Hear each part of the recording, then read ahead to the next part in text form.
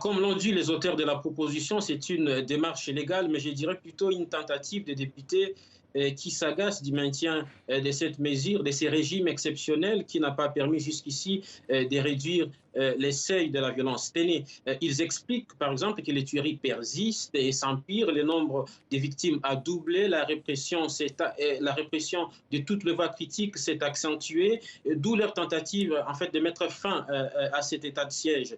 La mesure est d'une autre facture politique parce que les gouverneurs des provinces, les maires des villes, les administrateurs des territoires ont été écartés de la gestion, remplacés par les officiers supérieurs de l'armée et de la police.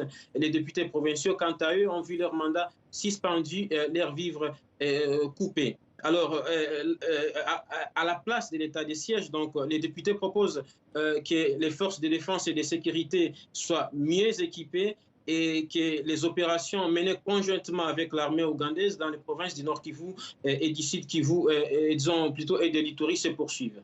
Et cette proposition a-t-elle des chances d'être acceptée par les députés, Pascal?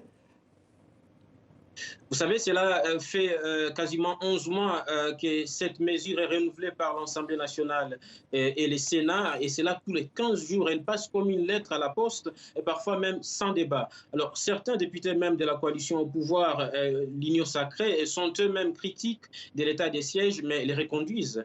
Le président Félix Tshisekedi avait prévenu que sa mesure demeurerait aussi longtemps que les violences se poursuivraient dans les deux provinces. Comprenez donc qu'il y a peu de chances que l'état de siège soit levé par simple initiative parlementaire. Et c'est là, même si l'actuel Premier ministre Jean-Michel Sama Lukonde, qui a récemment effectué une tournée d'évaluation dans les deux provinces, a déclaré qu'il n'écartait aucune option concernant le maintien ou non de l'état de siège. Parce